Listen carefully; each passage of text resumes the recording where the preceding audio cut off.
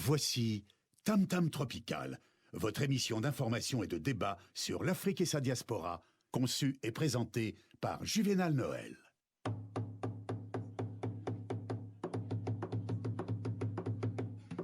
Plusieurs siècles avant la création du télégraphe, au cœur de la forêt équatoriale d'Afrique, les populations communiquaient déjà à distance, grâce au tam-tam. En un temps record, des messages étaient relayés dans plusieurs contrées. Tam Tam Tropical, l'Afrique chez vous, chaque mardi de 19h à 20h sur Radio Pluriel.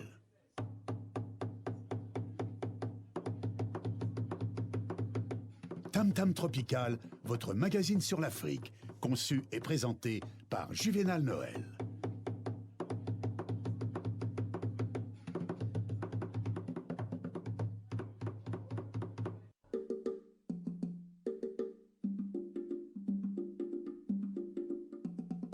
Mesdames, Messieurs, bonsoir, nous sommes ensemble pour une cinquantaine de minutes d'information et de débats sur l'Afrique et ses diasporas. Soyez les bienvenus. Donc, demain, mercredi 18 décembre, c'est donc la journée internationale des migrants à l'occasion de dissiper les préjugés et de sensibiliser l'opinion à leur contribution dans les domaines économiques, culturels et sociaux au profit tant de leur pays d'origine que de leur pays de destination.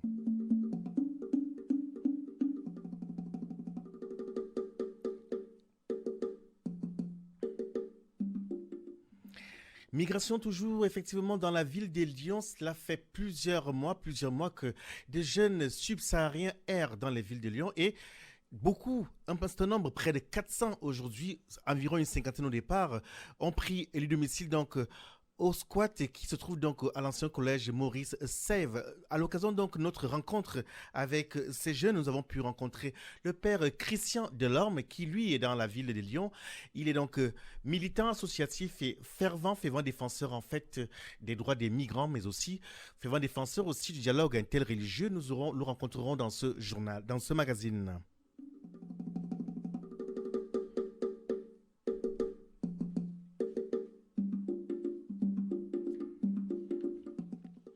À la rencontre également donc d'une dame assez atypique. Elle fait partie donc de la migration. La migration, elle s'appelle donc Suzanne Belnoun. Et je pense que si tout est fin prêt côté technique, elle est avec nous déjà en ligne. Bonsoir Suzanne Belnoun. Bonsoir monsieur. Comment allez-vous? Merci de m'avoir invité. Le plaisir est le nôtre de vous avoir ce soir donc à cette émission qui est donc axée sur l'immigration et donc nous allons donc découvrir qui vous êtes ce soir.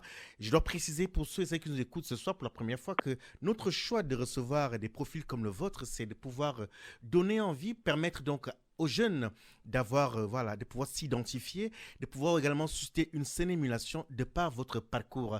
Dites-nous, ce soir, on vous reçoit par rapport donc à votre programme qui est assez ambitieux. On parlera ce soir en fait de l'organisation des femmes africaines de la diaspora, notamment donc de l'Afrique subsaharienne. Comment est né ce projet, Suzanne Belnoun? Bien, merci. Merci à tous ceux et celles qui nous écoutent en ce moment. Je dis bonsoir. Je suis Madame Suzanne Belnoun, présidente fondatrice de l'Organisation des femmes africaines de la diaspora, en sigle OFAD.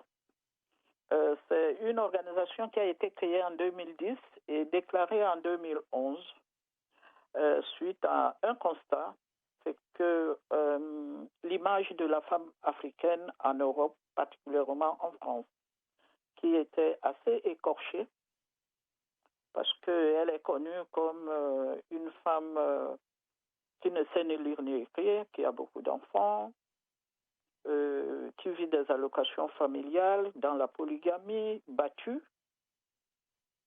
sans connaître ses droits. Alors, nous, avec certains amis, nous étions un peu exaspérés par cette image parce nous autres, on ne s'y reconnaissait pas. Et donc, le but n'était pas de renier cette réalité, mais de dire qu'il n'y a pas que ça. Il y a d'autres femmes africaines dans ce pays qui contribuent à produire des richesses dans ce pays qui nous a accueillis, que nous aimons bien, et même dans nos pays d'origine. Donc voilà l'idée qui nous a poussé à créer à créer ce réseau aujourd'hui qui est en train de s'étendre au niveau européen, qui a pour but effectivement de redorer l'image de la femme africaine à travers la création d'entreprises. Donc nous les incitons, nous les sensibilisons parce que nous avons souvent un savoir-faire et nous les accompagnons parce qu'il y a les dispositifs ici qui sont propres aux femmes et que dans notre communauté, on ne connaît pas, on ignore. Donc notre objectif aussi, c'est d'apporter ces informations-là au sein de nos communautés pour donner envie de créer. Bien. On l'aura entendu donc en fait, on a compris les origines, qu'effectivement il y a une image assez péjorative de la femme d'origine africaine, que ce soit ici en France que sur le continent. Donc cela fait combien de temps que votre mouvement existe, madame? Depuis 2011. Depuis 2000. Officiellement déclaré depuis 2011. Bien. Alors pour comprendre, à l'observation, on a le sentiment quand même que ça n'a pas beaucoup changé. L'image de cette femme africaine qui est, passez-moi l'expression, qui est reléguée aux casseroles et qui subit la polygamie et qui, somme toute, de manière générale, est toujours reléguée en fait à ce qu'on appellerait, sans toutefois les dénigrer, les petits boulots. Tout à fait. Tout à fait. Oui, on peut dire que les choses n'ont pas... Il y a encore beaucoup à faire. C'est un vaste chantier. On ne peut pas rêver. Bon, comme on dit souvent, Paris n'a pas été construit en un jour.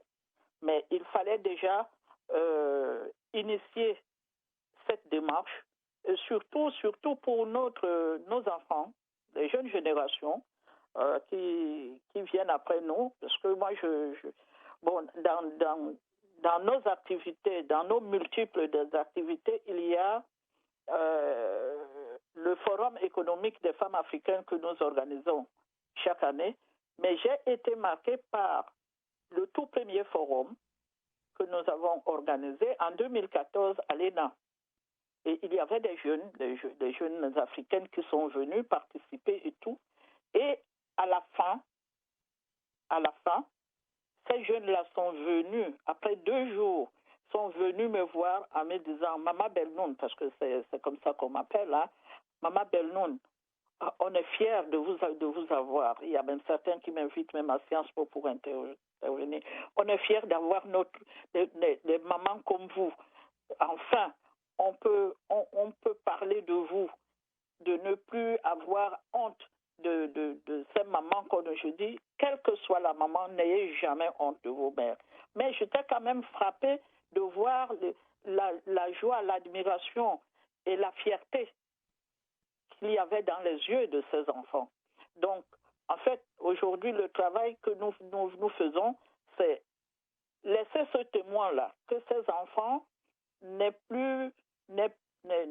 soient plus complexés, n'aient plus peur de rien. Parce qu'à l'ENA, c'est le discours que je leur ai dit. Je dis, je suis venu dans ces lieux faire ce forum, pas pour nous, mais pour vous, pour que vous ayez envie d'oser intégrer ces écoles. Parce qu'elles sont faites pour vous. Vous êtes des Français, vous êtes nés ici. Or, c'est à nous. Et c'est ce travail-là, pour moi, la machine est en marche. Même si ce n'est pas visible parce que, en quelques années, mais seulement on voit des résultats à travers justement ces jeunes, à travers certaines femmes, Suzanne à travers Belnoun, ce qui se réalise. pardon de vous couper, justement en termes de résultats, donc concrètement, on aimerait que ce soit comprendre quels sont les outils dont vous disposez pour arriver à ces résultats-là. Comment vous faites pour arriver à ces résultats? Ce que nous faisons beaucoup d'ateliers pour des femmes. Nous avons des réunions mensuelles au niveau des membres qui sont dans le réseau. Et nous avons dans l'année 2 grands événements. Comme je vous disais tantôt, le forum économique que nous organisons chaque année pour des entreprises, parce que notre réseau, c'est des entreprises et les dirigeantes associatives. Et nous avons la journée internationale de la femme africaine au mois de juillet qui est réservée aux associations. Donc, les 2 événements, c'est pour donner de la visibilité. et cette visibilité qui donne envie à d'autres qui hésitaient de venir. Bien. Je peux vous dire, quand nous avons commencé cette démarche, quand nous avons initié ce mouvement, nous n'étions même pas 10. Mais aujourd'hui, le FAD, nous avons l'antenne en Italie, nous avons l'antenne au Portugal, pour vous dire, et dans d'autres villes françaises. On compte environ 800 membres aujourd'hui. Vous écoutez Tam Tam Tropical sur Radio Pluriel.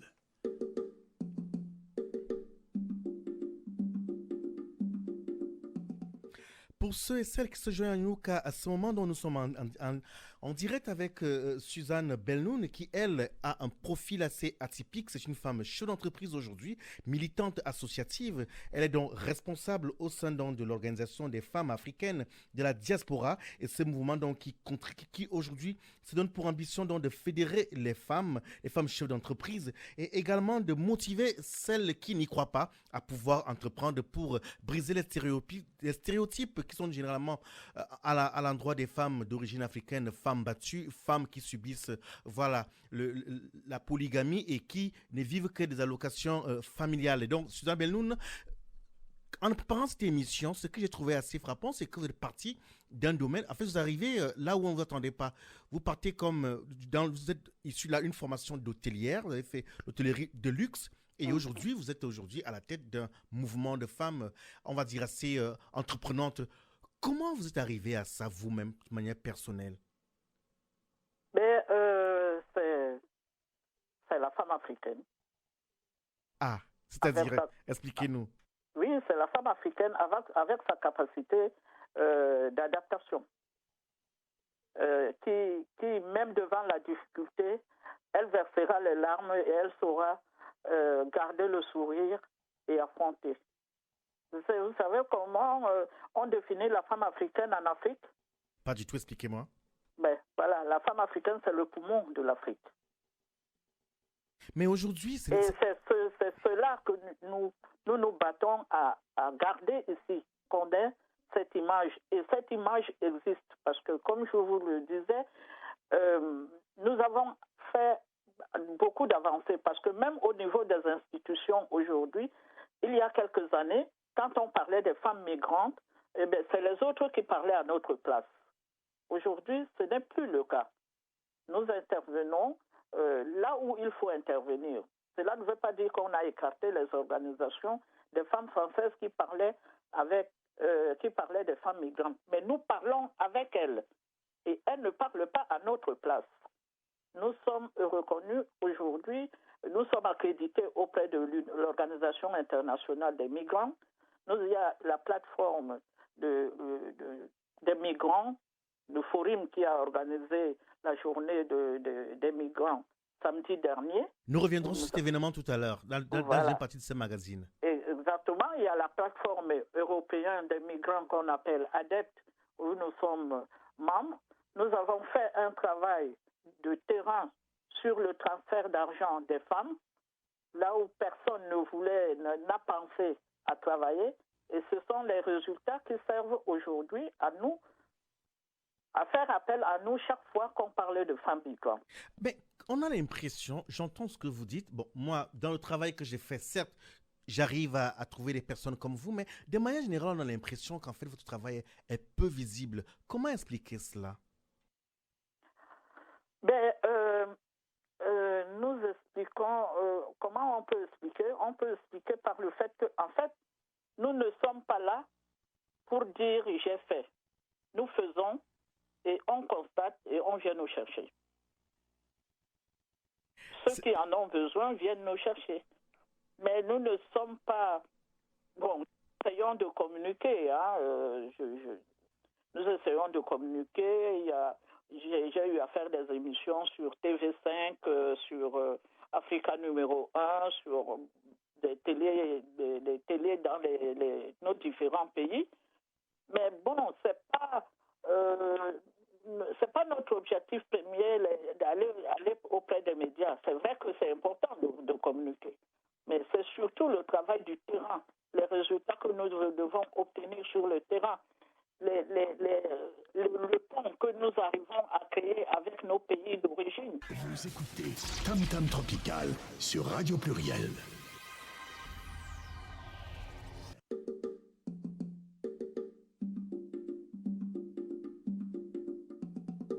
Nous allons prendre rapidement une brève depuis le continent. On va retrouver donc notre invité qui semble nous avoir donc rejoint dans quelques instants.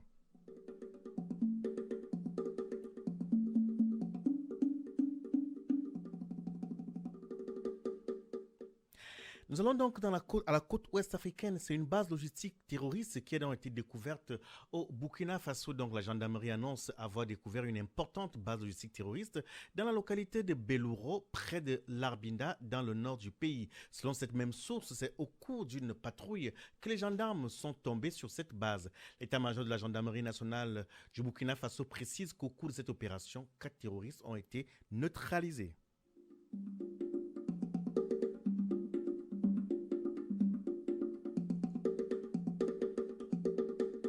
Participez à l'émission Tam Tam Tropical. Appelez le 04 78 21 05 95. 04 78 21 05 95. Pour ceux et celles qui se joignent à nous donc à ce moment, donc, on signale depuis la technique que nous avons retrouvé notre première invitée donc, de ce soir, qui est donc Suzanne Belnoun. Une fois de plus, bonsoir Suzanne Belnoun. Bonsoir. Pour ceux qui ne vous connaissent pas, vous êtes donc la responsable en fait de l'organisation des femmes africaines de la diaspora. Et ce soir, vous êtes venue nous annoncer donc en fait votre périple qui va vous conduire le 9 janvier prochain à Lyon pour parler du dispositif qu'on appelle le Dias Invest. C'est bien cela? Oui, Dias Invest 237. Concrètement, qu'est-ce que c'est? Alors, Dias Invest 237, c'est un dispositif qui est à l'initiative du ministère des Relations extérieures du Cameroun et qui est financé par l'AFD pour accompagner la diaspora camerounaise porteur de projets économiques à réaliser leurs projets au Cameroun. Et donc, nous sommes un groupe, un consortium de quatre structures, donc 3 en France et 1 au Cameroun pour accompagner ces porteurs de projets. Quand vous parlez d'accompagnement, de quel type d'accompagnement s'agit-il concrètement? L'accompagnement va du montage du projet. Effectivement, il faut déjà l'avoir préparé. Hein. Si vous êtes au stade de l'idée, il faut mûrir l'idée et matérialiser par écrit. Donc, ça va du montage de projet, de business plan, de l'étude de marché, de l'installation, jusqu'à la recherche des financements.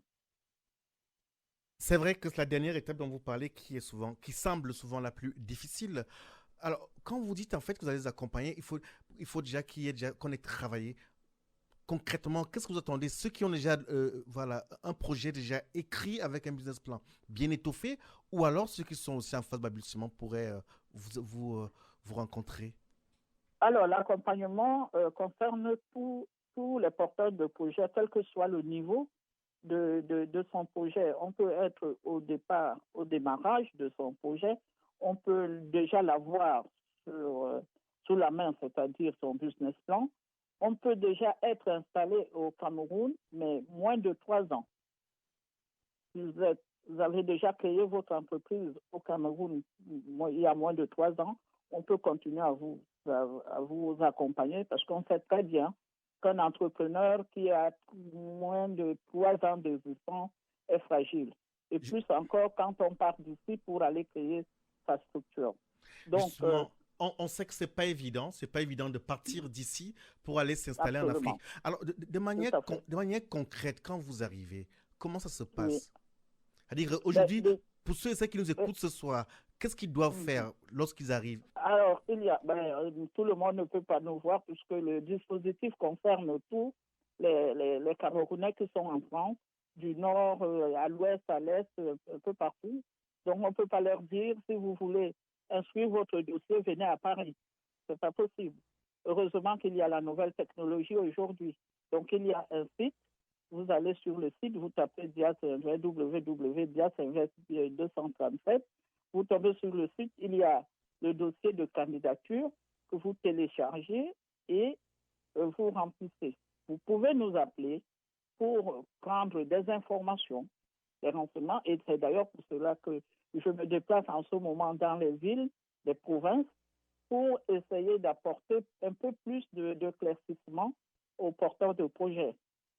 Mais sinon, vous pouvez suivre votre dossier sur Internet et une fois que votre dossier, votre candidature est retenue, là, vous serez obligé de venir sur Paris pour rencontrer les jurys, défendre votre projet.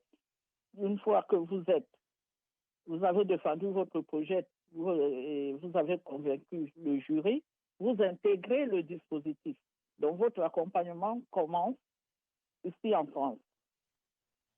Et quand vous êtes prêt, puisque dans le dossier, on vous demande à quel moment êtes-vous prêt pour aller au Cameroun, là, vous rencontrez nos collègues qui sont au Cameroun pour vous accompagner sur la partie concernant le Cameroun.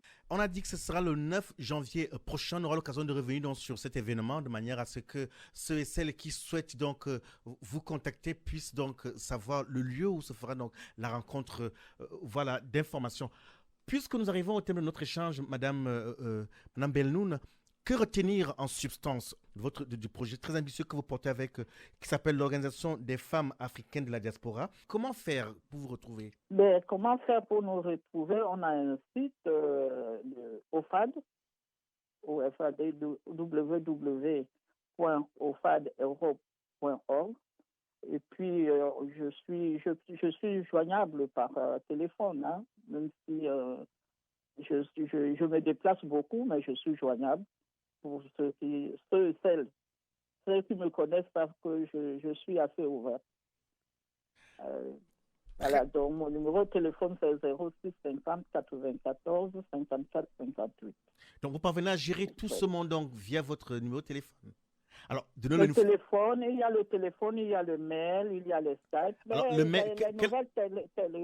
nouvelles technologies nous ont facilité les choses aujourd'hui. Très bien. Nous avons des partenaires dans les différents pays africains. Les réseaux des femmes entrepreneurs qui accueillent les femmes que nous accompagnons ici, que ce soit en Côte d'Ivoire, au Sénégal, au Niger, au Burkina, au Congo, partout. Très bien. Alors, pardon de vous faire répéter. Pour se joindre à vous, comment vous contacter? Redonnez donc en fait votre numéro de téléphone ou alors le nom du site internet. Comment faire, s'il vous plaît? Alors, mon téléphone, c'est 06 50 94 54 58. Ma boîte mail, c'est SB, donc S comme Suzanne, B comme Belnoun, et ofad@gmail.com. Merci beaucoup, Suzanne Belnoun, pour toutes ces informations. On espère donc d'ici là qu'on aura l'occasion de vous retrouver une fois de plus pour revisiter en fait ce beau travail que vous faites pour les femmes africaines. Vous écoutez Tam Tam Tropical sur Radio Pluriel.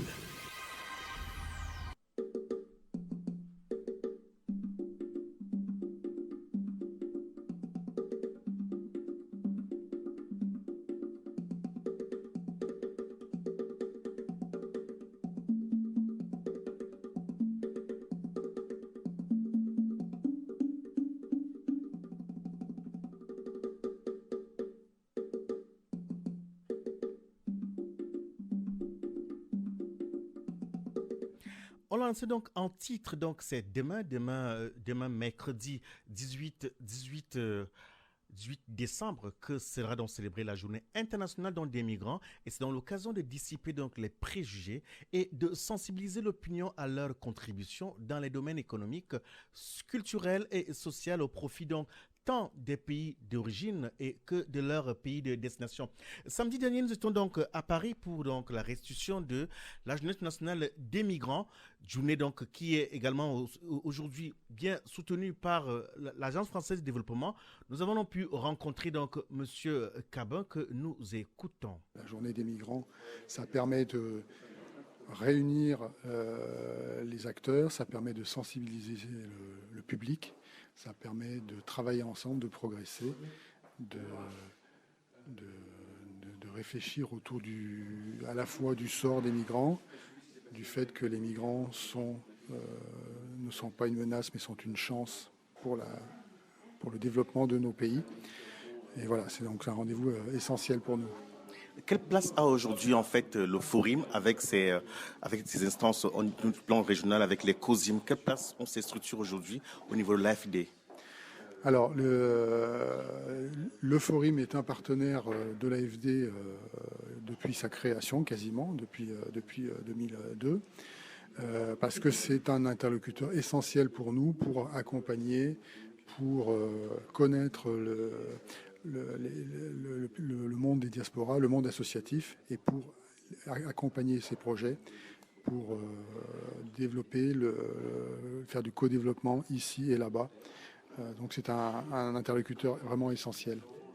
À l'observation, en fait, le travail que vous faites avec le Forum semble peu connu, au point où on a l'impression qu'en fait, ce qui se fait n'est pas su de ce que les différents acteurs politiques qui jettent généralement un regard péjoratif sur cette population migrante-là. Qu'est-ce que cela suscite en vous? Eh bien, ça suscite qu'il reste du travail pour faire connaître à la fois ce que l'on fait et puis faire connaître la réalité des migrations et des migrants. Ça, c'est un enjeu essentiel. Donc nous, au sein de l'AFD, on accompagne aussi des projets. On accompagne ce que fait le Forum, ce que font d'autres associations comme la CIMAD en particulier et d'autres. Mais effectivement, c'est un chantier important pour nous de sensibiliser les citoyens français et aussi nos élus, nos interlocuteurs dans les collectivités locales aussi, à ces enjeux-là. Et si on sensibilise les citoyens, je pense qu'on sensibilisera les élus aussi. Je vous remercie. Tam Tam Tropical, c'est tous les mardis soirs de 19h à 20h sur Radio Pluriel.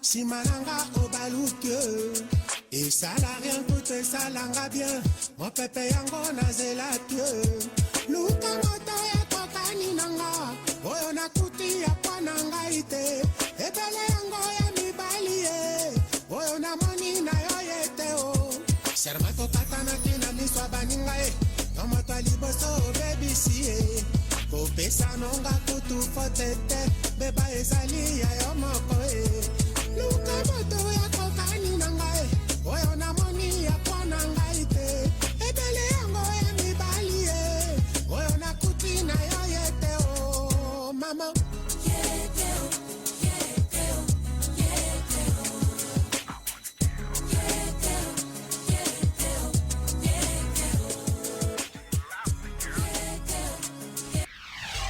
Vous écoutez Tam Tam Tropical sur Radio Pluriel.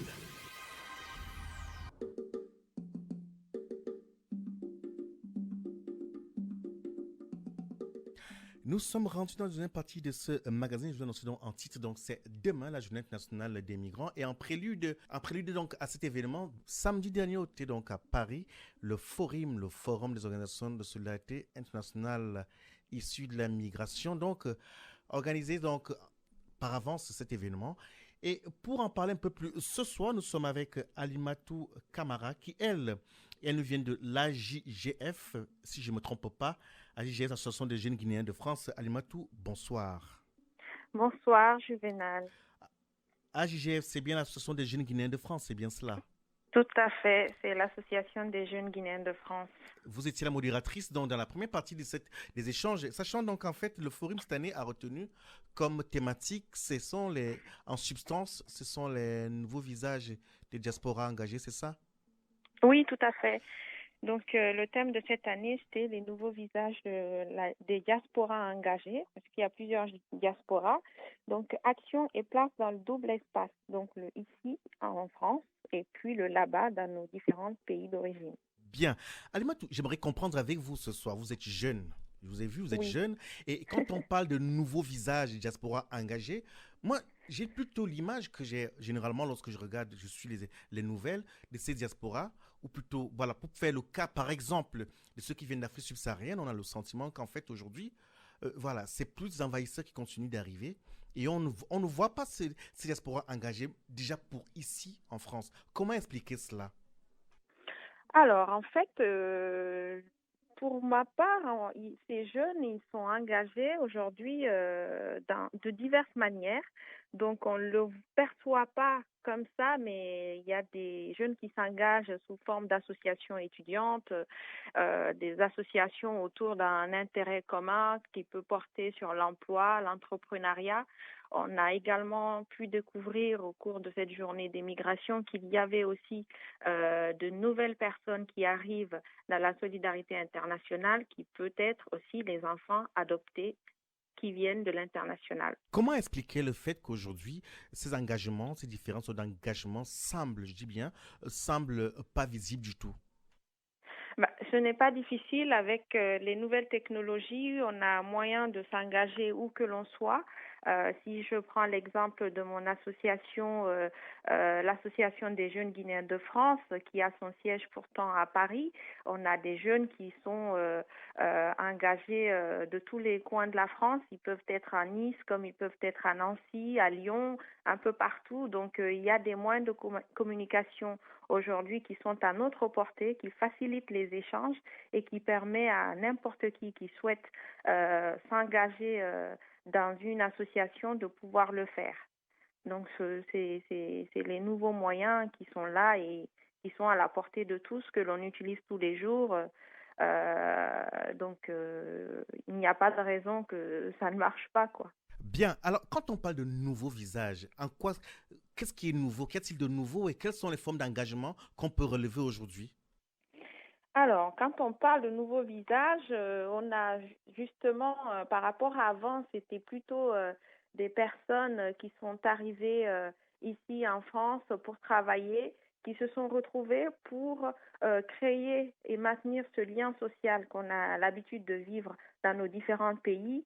Et donc, pour porter un petit projet à l'échelle de leur village ou de leur ville d'où ils viennent.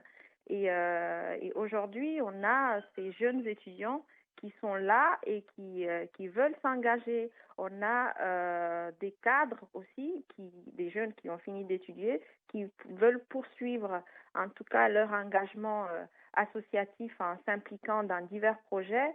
On peut retrouver également ces personnes adoptées dont je viens de faire part, mais aussi des mineurs isolés. On l'a vu samedi dernier lors de la Journée internationale des migrants, que c'était un sujet également et que ces personnes veulent apporter en tout cas quelque chose. Donc c'est pratiquement des jeunes, ces nouveaux visages, sous toutes ces formes, ce sont des jeunes. On a parlé des chiffres, on est revenu sur, voilà, sur l'aide publique au développement et visiblement ces chiffres reviennent régulièrement maintenant, comme quoi en fait l'aide, ou plutôt l'aide économique qui est envoyée en direction du sud par les migrants semble supérieure à ce que, voilà, ce qui part en fait d'Occident, comme elle peut être plus au développement. Comment expliquer que malgré, voilà, ces sommes assez importantes, on ne note pas de manière concrète, en fait, l'apport de ces migrations-là, de ces diasporas-là? Comment expliquer cela? Alors, en fait, l'investissement, c'est ce fonds qui part en Afrique principalement, c'est de l'investissement pour la famille. Et généralement, cet argent ne sert à rien d'autre que de nourrir la famille. C'est pour les besoins primaires. Il y a une seule partie de cet investissement qui est réellement un investissement, qui permet de construire des écoles, qui permet de créer de la valeur ajoutée sous forme de l'entrepreneuriat. Donc effectivement, on a 3 fois, c'est pour sortir le chiffre, on a 3 fois l'aide au développement aujourd'hui qui est investie par la diaspora à travers les différents pays, mais malheureusement, on paye des biens de consommation. Donc cet argent n'est pas réellement investi pour créer de la valeur ajoutée. Donc, c'est le problème que l'on a aujourd'hui. Donc, il faut trouver un moyen concret qui puisse aider cette diaspora à mieux se structurer et à débloquer des fonds pour le développement du continent à travers la formation, à travers l'éducation, à travers l'entrepreneuriat et pas simplement se contenter d'apporter 100 euros chaque mois pour les besoins alimentaires, hein, au final, hein, pour nourrir la famille. Il faut trouver un moyen d'aider ces personnes-là à s'autofinancer tout seul, en fait. Je pense que ça sera plus durable dans le temps que d'envoyer chaque mois un petit billet pour la famille pour qu'ils puissent se nourrir et acheter des besoins primaires ou l'accès aux soins. Très bien. Alimatou, on arrive justement à vous, à l'Association des jeunes Guinéens de France concrètement. Que faites-vous donc pour que cela change? Alors, la JGF, aujourd'hui, au bout de 22 ans d'existence, a déjà investi près de 400 000 euros dans des projets de co-développement à travers la rénovation d'écoles, la fourniture d'eau potable, dans le domaine de la santé également, de la protection de l'environnement, la fourniture d'énergie. C'est aujourd'hui près de 1200 membres et sympathisants. Donc, c'est une association à but non lucratif. On n'est que des bénévoles et nous avons tous une activité soit professionnelle ou bien éducative, en tout cas à côté. Et donc, on essaye tant bien qu'on peut pour accompagner, en tout cas, nos diasporas qui sont là pour les impliquer davantage dans le développement de la Guinée et aussi par le volet de l'emploi et de l'entrepreneuriat, puisque nous avons déjà 3 éditions à notre actif où on organise le salon de l'emploi et de l'entrepreneuriat en invitant des entreprises guinéennes à venir ici recruter ces jeunes diplômés qui souhaitent le retour à s'insérer professionnellement sur le marché de l'emploi en Guinée, mais aussi par le volet de l'entrepreneuriat où on a déjà près de 20 000 euros investis au niveau des lauréats à travers différents projets que porte cette diaspora guinéenne à destination de la Guinée. Vous écoutez Tam Tam Tropical sur Radio Pluriel. Pour ceux et ceux qui se joignent à un autre moment donc précis, nous sommes rentrés dans le dernier cadre de ce magazine. Nous sommes avec Alimatou Camara, qui est donc vous êtes secrétaire générale, c'est ça? Non, je suis présidente de l'association. Présidente, voilà, autant pour moi. Présidente de l'AJGF, l'Association des jeunes Guinéens de France. Vous nous parlez effectivement, après avoir fait un tour sur ce qui a été fait en substance, ce qui a été dit, ce sur quoi vous avez réfléchi donc au forum samedi matin. Vous nous parlez donc de l'AJGF. Pour ceux et celles qui nous écoutent ce soir, qui aimeraient s'engager, qui sont des jeunes par exemple, que leur diriez-vous? Alors, ce que j'ai envie de leur dire, c'est assez simple. C'est que il faut que chacun de nous contribue au développement de nos pays d'origine si on ne peut pas agir à l'échelle du continent. On peut commencer petit, par son petit village ou par son pays tout simplement et pourquoi pas à l'échelle de l'Afrique.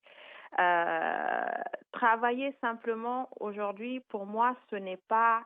C'est bien, j'aime mon travail professionnel, mais cela ne m'accomplit pas en tant que tel. J'ai besoin aujourd'hui d'avoir une activité à côté qui puisse servir mon pays. Pourquoi? Parce que ici, on n'a pas réellement de valeur ajoutée.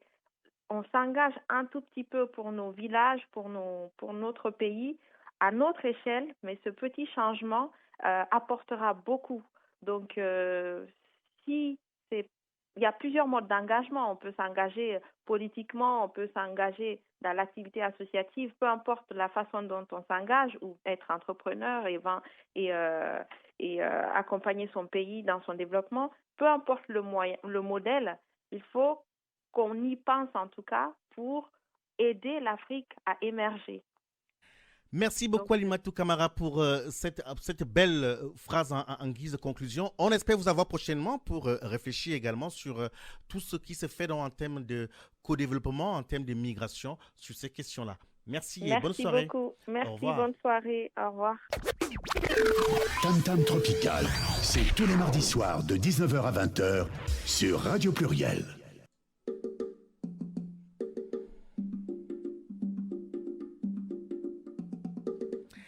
Bien, apparemment, nous avons donc été rejoint par une autre auditrice ce soir. C'est une soirée assez féminine et elle s'appelle Suzanne Mambonnet. Bonsoir. Isabelle Mambonnet. Isabelle, autant pour moi. Il y a eu une Suzanne avant, il y a eu Alimatou et maintenant c'est Suzanne.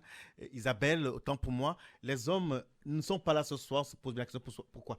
Alors, vous êtes responsable en fait de la coordination de l'association africaine de... Secrétaire général Secrétaire de général. la coordination d'acteurs et d'associations africaines de Nancy. Bien. On parle de la Journée internationale des migrants qui a lieu demain, qui se célèbre demain. Et en marge de cet événement, samedi, vous aussi, vous étiez donc à Paris avec le Forum pour parler de ce qui se fait. La question que j'ai posée tout à l'heure, en fait, à Alimatou, qui est donc la présidente, cette fois-ci, oui, de l'Association des jeunes Guinéens de France, savoir ces choses, ou plutôt ces actions qui sont menées, semblent peu visibles, voire pas du tout. Comment expliquer ces déficits au point où la seule image qu'on peut retenir des migrants, c'est des envahisseurs qui sont là pour prendre soit du travail ou alors la place des autres. Comment expliquer cela? Ce souci de visibilité, pour moi, à notre avis, et nous avons réfléchi également sur la question, nous pensons que c'est un souci de communication, un manque de formation et un manque d'information également. Donc, c'est la plupart des associations donc, issues de l'immigration, de la solidarité internationale issue de l'immigration, donc n'ont pas l'habitude des codes du pays d'accueil. Donc, là, apparemment, Isabelle, pardon de vous couper parce qu'apparemment, dans la qualité sonore n'est pas très agréable. On vous retrouve dans quelques instants. Posez vos questions au 04 78 21 05 95. Apparemment, donc, tout semble donc rétabli côté technique avec Isabelle Mambonnet, une fois de plus. Bonsoir. Bonsoir. Très bien, la qualité est meilleure maintenant. Alors, vous disiez tout à l'heure tantôt qu'en fait, il y a un problème de code. C'est ça. Expliquez-nous. Donc, la plupart des associations donc, de solidarité internationale issues de l'immigration et donc portées par des migrants, donc n'arrivent pas en fait à avoir cette visibilité parce qu'elles manquent d'informations. Elles ne savent pas en fait où se tourner pour recueillir l'information lui permettant en fait de pouvoir être visible. Donc il y a une méconnaissance des différentes structures et même des autres acteurs de solidarité internationale. Donc vous avez aussi un manque de formation, donc qui fait que elles ne sont pas vraiment reconnues. Là, beaucoup le font sur la base de façon informelle en fait. Je ne sais pas si vous voyez ce que je veux dire. J'entends ce que vous dites, mais moi j'ai dit, alors, une chose c'est ce que c'est fait, il y a une chose, un autre compte est rendre cela visible, parce que face au fait qu'on voit des vagues des migrants qui ne font qu'arriver, on a vu encore récemment 13 soldats français qui sont tombés en Afrique de l'Ouest. Alors, pour parler méchamment, on dirait, mais bon sang, ces Africains, prenez-vous en charge. Vous arrivez, vous nous envahissez, vous nous prenez tout, et nous militaires français, on meurt encore pour vous. Ça, je comprends, mais nous qui sommes dans le milieu associatif donc depuis de nombreuses années, moi je milite dans le mouvement associatif depuis près d'une dizaine d'années, c'est différent. On comprend ceux qui tiennent ce genre de discours, mais quand on est de l'intérieur, on se rend compte que c'est tout autre chose. Je vous donne des exemples. Par exemple, la plupart des migrants dont vous parlez qui arrivent et donc qui sont reçus entre Dieu-mais, ils sont reçus par qui?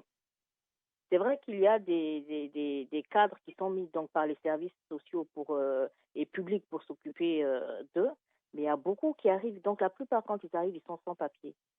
C'est les associations de solidarité internationale, donc portées par des migrants et pour la plupart par les pays concernés, qui recueillent en fait ces nouveaux arrivants-là pour leur permettre de s'intégrer. Donc par exemple, dans la plupart des quartiers populaires, les seules structures qui offrent, entre guillemets, le gîte et qui s'occupent de l'accueil de ces arrivants-là sont des associations de solidarité internationale issues des migrants. Bien. Donc, du coup, qu'est-ce qu'il faut faire? Parce qu'on rentre dans les 2 dernières minutes. Rapidement, dites-nous, aujourd'hui, d'expérience, cela fait près de 10 ans que vous êtes militante associative et vous avez un bon profil, en fait, de communicante. Comment faire pour que l'image des migrants soit vue autrement?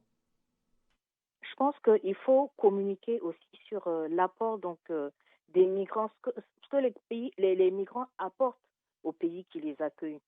Donc nous sommes de tous les combats, ça n'a pas commencé aujourd'hui. Donc nous contribuons aussi quelque part à promouvoir la citoyenneté de résidence.